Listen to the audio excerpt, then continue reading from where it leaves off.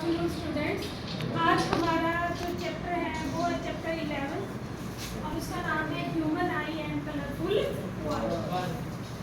सबसे पहले ये बताओ आज मैंने किस कलर का सूट पहना है? येलो।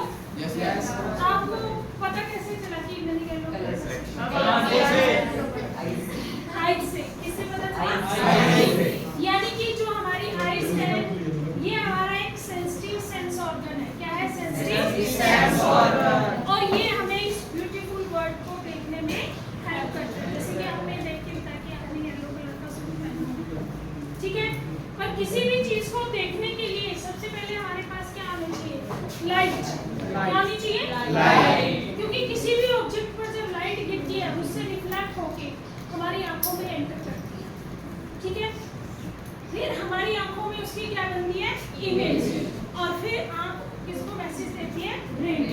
अभी हमने इंटरप्ट किया ना कि ये येलो कलर का सूट है ना। तो आईज हमारी इस कलरफुल वर्ल्ड को देखने में हेल्प करती है। और आईज के लिए हमें क्या चाहिए? लाइट। अभी हमने पिछला चैप्टर पढ़ा था, उसमें हमने पढ़ा था reflection of light, position of object, image form by object. तो ये सारी चीजें हमें हेल्प करेंगी कि हमारी जो आईज है उसके अंदर कैसे इमेज बनती है, कैसे हम चीजों को देखते हैं। तो सबसे पहले ह्यूमन आई का आता है आपके पास स्ट्रक्चर। ह्यूमन आई का आपका स्ट्रक्चर, उसकी लेबलिंग और उसका फंक्शन। तो हम डायग्राम बना लेते हैं।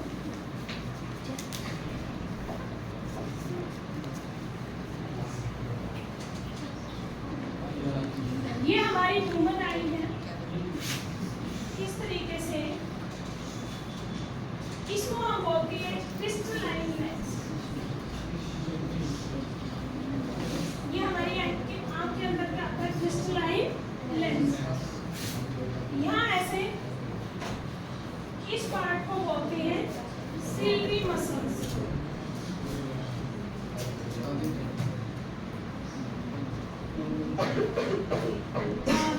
कॉर्निया, ये पार्ट कौन सा होता है अपना? कॉर्निया। कॉर्निया के पास ये इसको बोलते हैं इरिस। ये जो है पार्ट है इसको बोलते हैं प्यूपिल। इसके अंदर यहाँ पर हमारे वाटर जैसा जेली लाइक मटेरियल होता है, उसको बोलते हैं एक्वस ह्यूमर।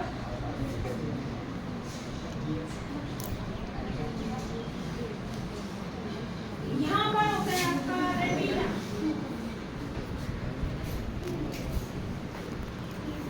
जहाँ पर इमेज की फॉर्मेशन होती है।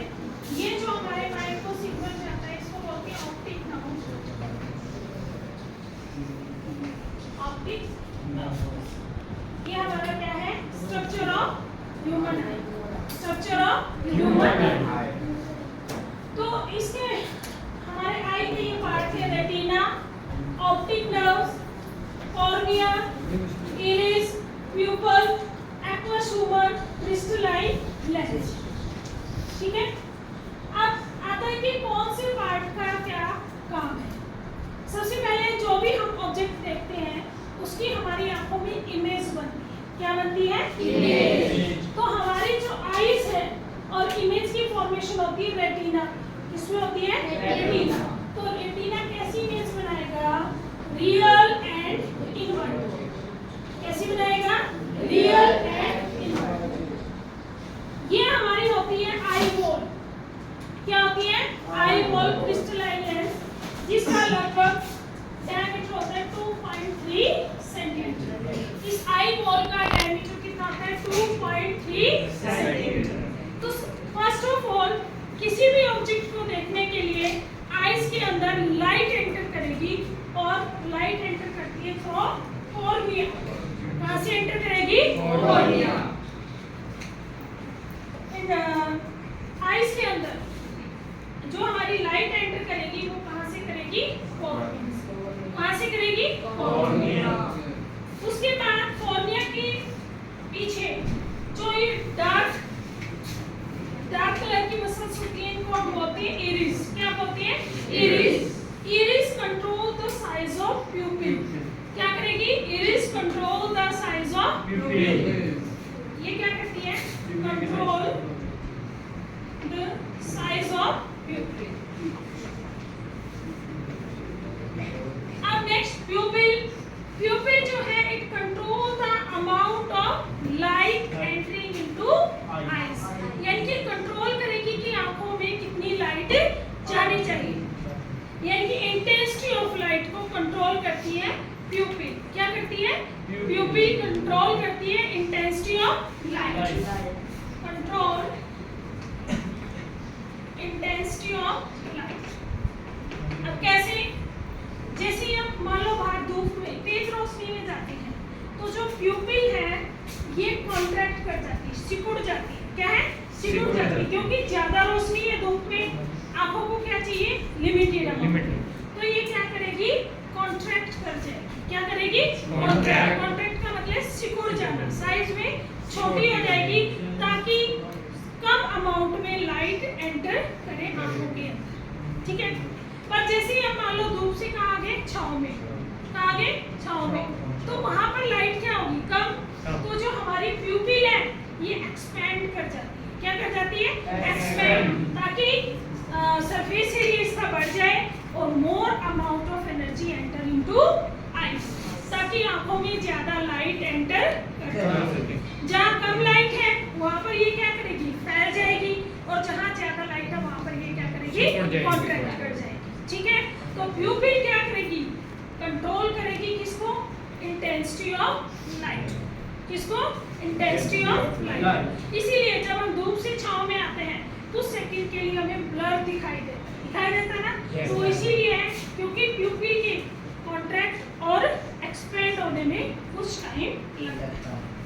क्लियर है सभी को? Yes ma'am. नेक्स्ट है हमारा एक्वस ह्यूमर। जैसे हमारा ब्लड इन प्लाज्मा था उसी तरीके से इसमें वाटर लाइक फ्लूइड होता है एक्वस ह्यूमर। क्या होता है?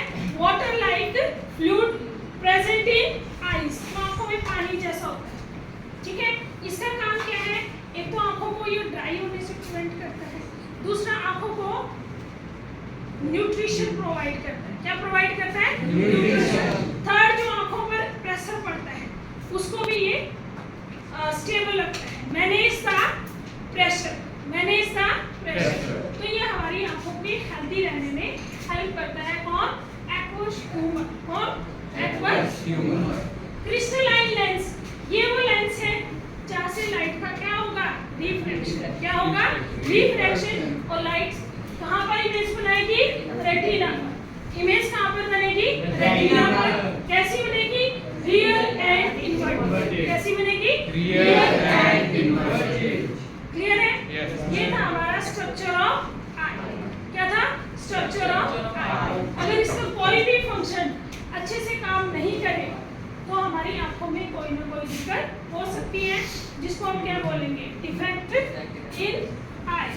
क्या बोलेंगे? डिफेक्ट इन आई। तो सारा प्रोसेस होने के बाद रेटिना पे जब इमेज बन जाती है तो message bye optic nerves, mind के पास जो मैसेज आता है वो कौन लेके जाती है?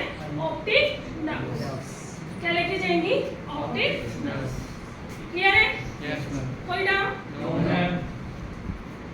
अब पूछ लेते हैं कि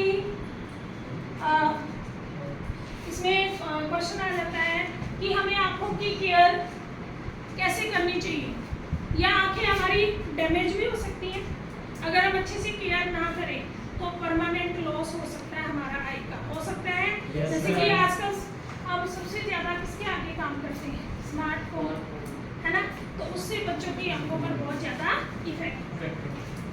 और कई जो आज की अडल्ट जनरेशन है रात में लाइट ऑफ होती है और फोन यूज करते हैं ना, तो जिससे आंखों में फोन की डायरेक्ट लाइट जाती है उससे बहुत सारे केसेज आए हैं कि परमानेंट लॉस हो गया है इसका आईज का। कई लोगों का रेटिना है वो बिल्कुल डैमेज फट गया, ठीक है, तो उससे लोग अंधे भी हो जाते हैं। इसलिए हमें जो इलेक्ट्रॉनिक गैजेट है, कंप्यूटर है, मोबाइल फोन है, इनका कम यूज करना चाहिए। चश्मे आप लगा सकते हैं, उसकी ब्राइटनेस आप कम रखें, ठीक है। या अपनी आंखों की केयर करो। कोई भी जैसे आजकल आई फ्लू हो गया है ना, तो हम उस टाइम में उसका स्पेशल ध्यान रखना है, प्रॉपर दवाई डालो, बार बार ठंडे पानी से आंखों को धो, कुछ भी अगर उसके अंदर चला जाता है। किसी भी चीज को ना ज्यादा नजदीक से और ना ही ज्यादा दूर से आपने उसको पढ़ना है या देखना है। जैसे सन की लाइट है, उसमें से हार्मफुल रेज आती है, तो डायरेक्ट कभी भी सूरज को नहीं देखना चाहिए, ठीक है। तो इस तरीके से हमें अपनी आंखों की केयर करनी चाहिए। सोच के देखो, अगर आंखें ना हो तो क्या हम इस सुंदर वर्ल्ड को देख सकते हैं? किसी चीज को हम छू के या स्मेल करके ये तो बता सकते हैं कि ये चीज है, बट कंप्लीट इंफॉर्मेशन हमें उसको देखकर ही पता लगती है। इसलिए eyes play a important sensitive organ in our body, ठीक है। इसलिए हमें इसकी केयर करनी चाहिए। और लोग आई भी डोनेट करते हैं ना, कहते हैं जो लोग आई डोनेट करते हैं दूसरों को उससे रोशनी मिलती है। किसी को वो कॉर्निया दे देते हैं, ठीक है, किसी को वो लेंस की जरूरत होती है, किसी को रेटिना की जरूरत होती है, यानी कि एक बंदे की आई से कई लोगों को रोशनी मिल जाती है, ठीक है। तो ये बड़ा ही पुण्य का काम है और आईज डोनेट करते रहना चाहिए। जब पता है एस्ट्रोनॉट मिस वर्ल्ड बनी थी तो उनसे यही क्वेश्चन पूछा गया था कि आप इस दुनिया को क्या देके जाओगे, तो उन्होंने कहा था मैं जाते समय अपनी आंखें दान करके जाऊँ। वैसे भी उसकी आंखें बहुत सुंदर है ना, तो ये बड़ा इम्प्रेसिव आंसर था, उसको मिस वर्ल्ड का ताज मिल गया था, ठीक है। ब्यूटी के साथ साथ प्रेजेंस ऑफ माइंड होना भी बहुत जरूरी है, समझ में आ गया? कोई जरूरी नहीं कि वो सुंदर है तो वो नंबर 1 है, उसके लिए आपका प्रेजेंस ऑफ माइंड भी जरूरी है। क्लियर है? ओके, नेक्स्ट चलिए आगे। नेक्स्ट आपका टॉपिक है पावर ऑफ अकोमोडेशन।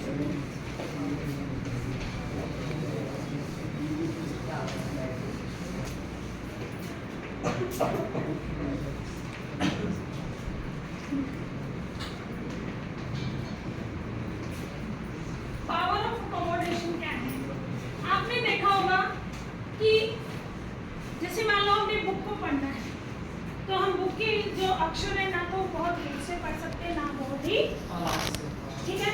एक पर्टिकुलर फिक्स डिस्टेंस होती है, मतलब क्राइटेरिया जहाँ तक हम उसको क्लियरली पढ़ सकते हैं। वो डिपेंड करता है हर पर्सन की आई टू आई। किसी को चश्मे लगे तो हो सकता है बिना चश्मे को उसको पास की चीजें दिखाई ना, ठीक है। तो किसी भी चीज को देखने के लिए हमें अपनी आईज को उस पर एडजस्ट करना पड़ता है। क्या करना पड़ता है? एडजस्ट। तो यानी कि आई को उस पर क्या करना पड़ेगा? फोकस। क्या करना पड़ेगा? फोकस। अगर याद हो हमने लेंस के बारे में पढ़ा है, हर लेंस की अपनी क्या होती है? Focal length. क्या होती है? Focal length. तो हमारी आई के लेंस की भी एक फोकल लेंथ होती है, और किसी भी चीज को क्लियरली देखने के लिए हमें हमारी फोकल लेंथ को एडजस्ट करना पड़ता है। और फोकल लेंथ को एडजस्ट करने में हेल्प करता है क्रिस्टलाइन लेंस। कौन हेल्प करता है? Crystalline lens. तो आईज की ability to adjust its focal length is known as power of accommodation, ठीक है। The abilities of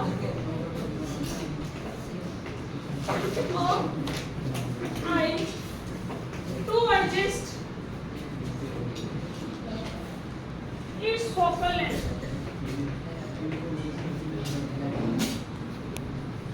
is called its power of accommodation। क्या कहलाएगी उसकी? power of accommodation। Eye की ability to adjust its focal length to see any object clearly is known as power of accommodation। एक healthy eye के लिए, healthy person की healthy eye के लिए अगर हम देखें minimum distance हमारा कितना होता है?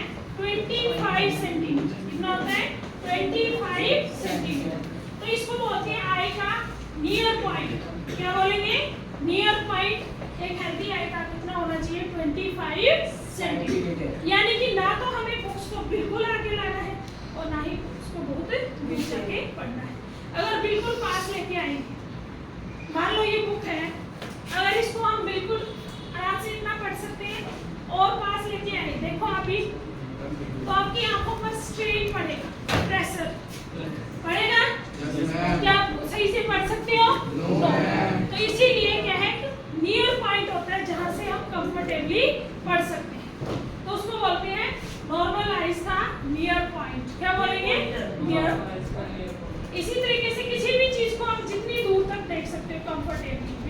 Semi stable.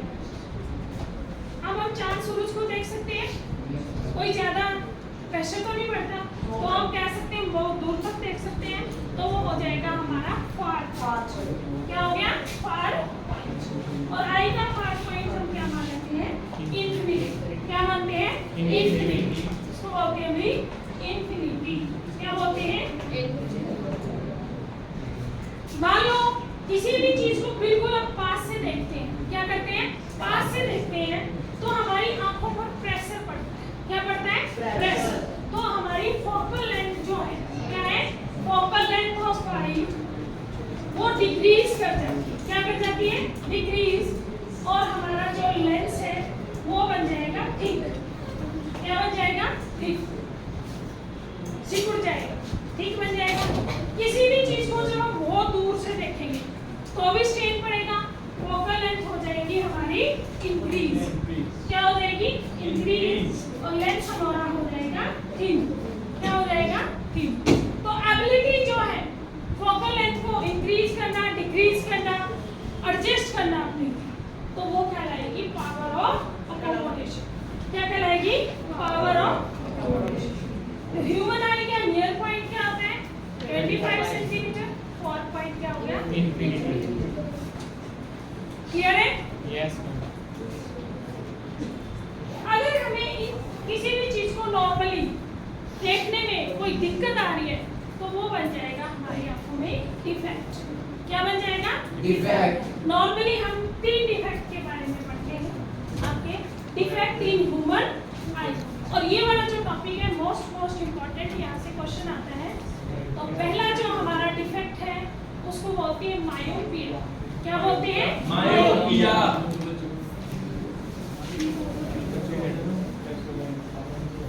ह्यूमन आई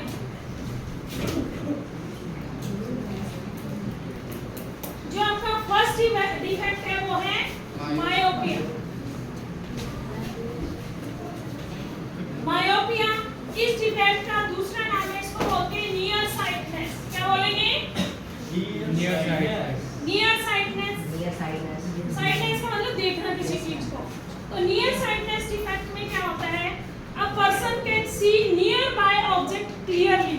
उसको पास की चीजें बिल्कुल साफ साफ दिखाई देती हैं और दूर की चीजें उसे साफ दिखाई नहीं देती। ऐसे डिफेक्ट को बोलते हैं मायोपिया। क्या बोलते हैं? मायोपिया। Near sightedness. तो इसमें क्या होगा? In this defect a person can see nearby object clearly,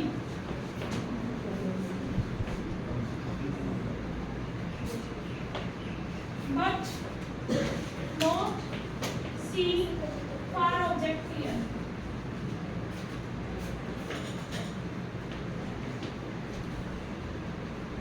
मतलब पास के ऑब्जेक्ट को बिल्कुल साफ साफ देख सकता है but not the far object. दूर के ऑब्जेक्ट को साफ साफ नहीं देख सकता, तो उस डिफेक्ट को बोलते हैं मायोपिया। क्या बोलते हैं? मायोपिया। क्यों नहीं देख सकता? उसका रीजन क्या है आपको पता है? अगर हम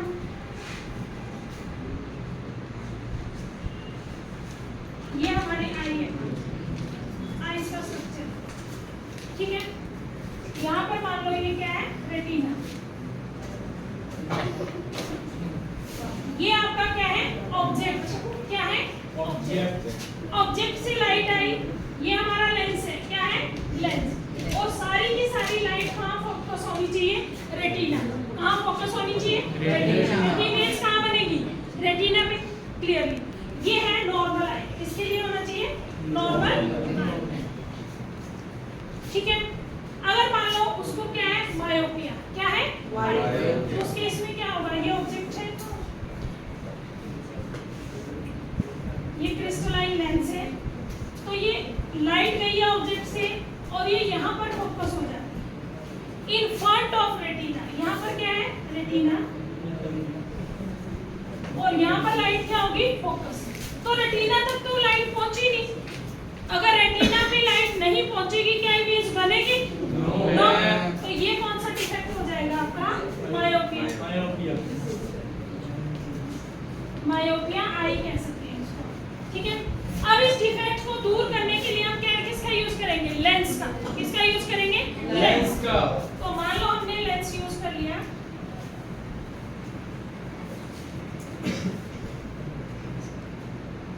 यहाँ पर हमने लगा दिया, कौन सा लेंस है? कंकेव। Concave lens. तो ये लाइट गई और दोबारा से इसने क्या कर दिया, उससे यहाँ पर फोकस हो गया by using lens, by using concave lens. कौन सा यूज किया? Concave lens. ये आपकी होगी करेक्टेड आईज। कौन सी होगी? Corrected eyes. तो ये डायग्राम में समझ में आया? फर्स्ट नॉर्मल आईज के लिए इमेज कहां पर फोकस होनी चाहिए थी? रेटिना पर जिसको मायोपिक डिफेक्ट है, आईज कहां पर फोकस होगी? रेज कहां पर फोकस होगी? बिफोर, या कह सकते हो इन फ्रंट ऑफ रेटिना। होनी कहां चाहिए थी? रेटिना पे। तो इसको हम ठीक करेंगे, कौन सा लेंस लगा दिया? Concave lens. जैसे बच्चे चश्मे नहीं पहनते ऐसे, कंकेव लेंस। अब दोबारा इमेज कहां बन गई? रेटिना पे। तो इस तरीके से इस डिफेक्ट को हम करेक्ट कर सकते हैं, ठीक है। अब पूछ लेता है कि इस डिफेक्ट के होने के क्या कारण हो सकते हैं। फर्स्ट जो आपका रीजन है ये है excessive curvature of eye lens. Excessive curvature of eye lens मतलब फैल जाता है, excessive curvature of eye lens. Eye lens हमारा फैल जाता है। फर्स्ट रीजन तो इसका ये है इस डिफेक्ट का। दूसरा क्या है? Elongation of eye ball. ये बॉल होता है ना, इसको आई बॉल बोलते हैं, इसको बोलते हैं इलोंगेशन ऑफ आई बॉल। ये दो रीजन है किसके? Defect of myopia. किसके? Defect of myopia. क्लियर है? दोबारा देख लो, मायोपिया एक ऐसा डिफेक्ट है जिसके अंदर a person can able to see nearby object clearly. Near की चीजों को बिल्कुल साफ-साफ देख सकता है, पढ़ सकता है, but are not able to see the distinct. Distinct का मतलब होता है फार ऑब्जेक्ट क्लियर, ठीक है। इसका रीजन क्या है इसके पीछे? कि हमारा जो आई बॉल है उसका कर्वेचर क्या हो जाता है? एक्सेसिव। दूसरा excessive curvature of eye lens, excessive curvature of eye lens and elongation of eye ball, ठीक है। इसमें इमेज कहां बनती है मायोपिक आई में? In front of retina. उसको हमने करेक्ट कैसे कर सकते हैं? By using concave lens, by using concave lens. Clear है? एग्जाम में यही पूछेगा कि एक्सप्लेन करें या what is the myopic defect, how it can be corrected, और ये इसके रीजन क्या है। 3 नंबर में अगर पूछेगा तो आपको ये डायग्राम भी बनाना है, रीजन भी लिखना है और ये भी बताना है कि होता क्या है मायोपिक डिफेक्ट। क्लियर है? यस। नेक्स्ट ले।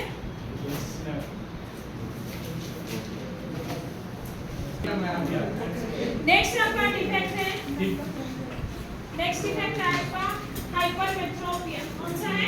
हाइपरमेट्रोपिया।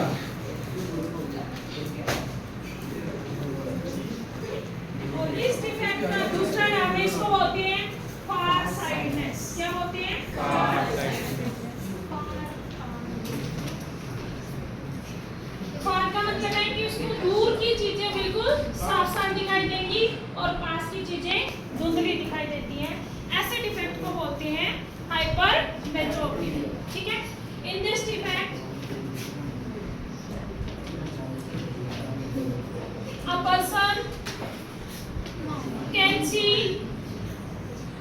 distinct object। distinct का मतलब है दूर का ऑब्जेक्ट, distinct object clearly,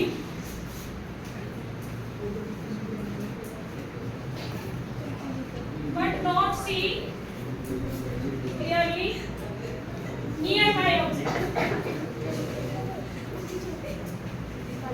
ऐसा डिफेक्ट जिसमें पास की चीजें साफ-साफ दिखाई दे, सॉरी दूर की चीजें साफ-साफ दिखाई दे और पास की चीजें धुंधली दिखाई दे, उसको बोलते हैं हाइपरमेट्रोपिया। इस केस में जो पर्सन का नियर पॉइंट होता है, नियर पॉइंट वो हो जाते हैं more than 25 centimetre.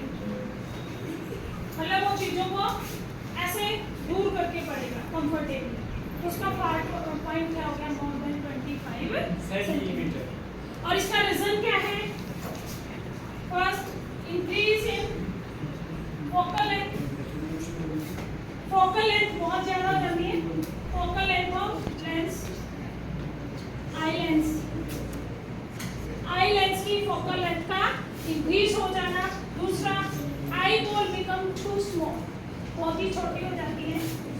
Eye ball become too small, बहुत ही छोटी हो जाती है। और इसमें जो इमेज है वो बिहाइंड द रेटिना बनती है। कैसे बनती है? Behind the retina. जैसे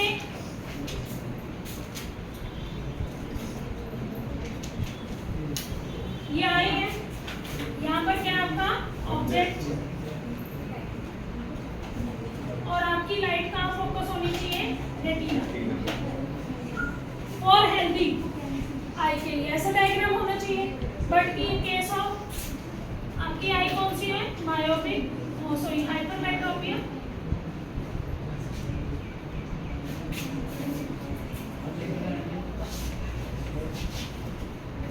आईज ऐसे, और यहाँ पर फोकस होता है, ये रेटिना है, और ये कहाँ चलेगी? Behind the retina. कहाँ चलेगी? Behind the retina. रेटिना के पीछे जाके आपकी इमेज बनी है, तो उसको क्लियर दिखाई नहीं देगा, तो इसको हम करेक्ट कैसे करेंगे? By using convex lens. इसमें कौन सा लेंस यूज होता है? Convex lens. यहाँ पे बना लेते हो।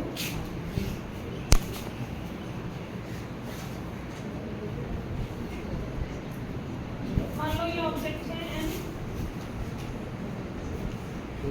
तो अब हमने यहाँ बीच में क्या लगा दिया? कन्वेक्स। और आपकी रेज कहाँ फोकस होगी? इमेज दोबारा कैसे बनती?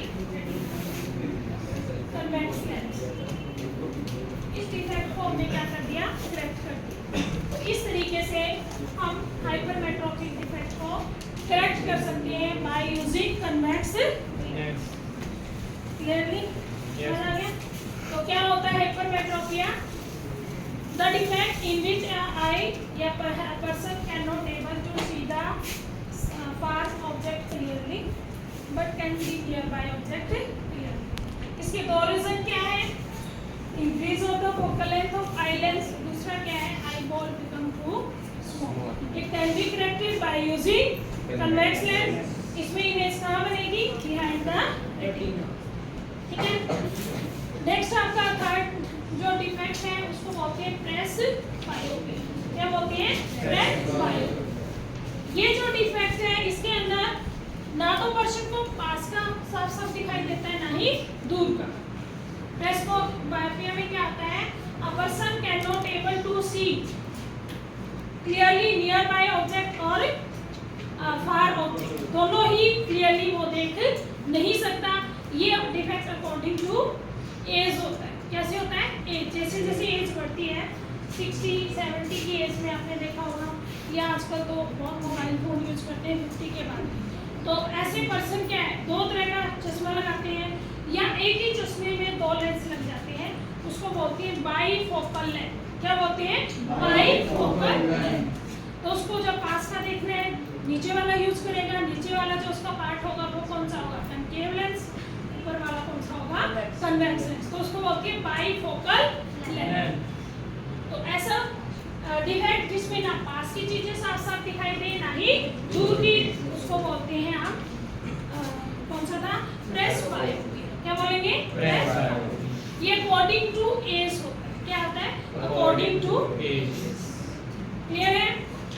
इसके अलावा आपने देखा होगा अकॉर्डिंग टू एज जो बुजुर्ग लोग होते हैं उनका जो लेंस है वो बिल्कुल वाइट से कलर का हो जाता है, धुंधला हो जाता है ना, तो वो भी एज के अकॉर्डिंग जो लेंस की कैपेसिटी है वो भी क्या हो जाती है? धीरे धीरे डिट्रॉयड हो जाती है। तो उसके लिए फिर सर्जरी होती है। हिंदी में आपने सुना होगा मोतियाबिंद, काले चश्मे नहीं लगाते वो, तो उसकी सर्जरी होती है, उसको बोलते हैं कैटरैक्ट सर्जरी। क्या बोलते हैं? Cataract surgery. तो आंखों के डिफेक्ट को भी ठीक किया जा सकता है बाय यूजिंग लेंसेज। ठीक है? या आजकल सर्जरी हो जाती है, या आंखों में वो बच्चे लेंस भी यूज कर लेते हैं ना, तो इसकी बजाय अगर हम आर्टिफिशियली उसको ठीक करें तो इससे अच्छा रहेगा नेचुरली हम क्यों ना उसको ठीक रखें, अपनी आंखों की केयर करें। आंखों के लिए कौन सा विटामिन अच्छा होता है? Vitamin C. No, A, vitamin A. गाजर के जूस में विटामिन ए होता है गाजर वगैरह में, हरी सब्जियों में, दूध में, ठीक है। इसलिए हमें हेल्दी और बैलेंस डाइट लेनी चाहिए ताकि हमारा स्वास्थ्य भी ठीक रहे और आंखें भी सही रहे। आगे कल को आर्मी के पेपर देने हैं, है ना, कुछ भी करना है तो उसके लिए आंखें भी 6/6 चाहिए, ठीक है। आपको पायलट बनना है, आंखें सही नहीं है तो आर्मी के अंदर जब आप जाते हो डॉक्टरी भी करते हो तो वहाँ पर आपका हेल्दी और फिट होना दोनों जरूरी है। आपका फिजिकली टेस्ट भी होता है और वो तभी होगा जब बैलेंस डाइट लोगे, दूध पियोगे, सब्जियां खाओगे, फ्रूट्स खाओगे, ठीक है। तो ये सब चीजें भी बहुत जरूरी है। चलो आज के लिए इतना ही, बाकी फिर आगे नेक्स्ट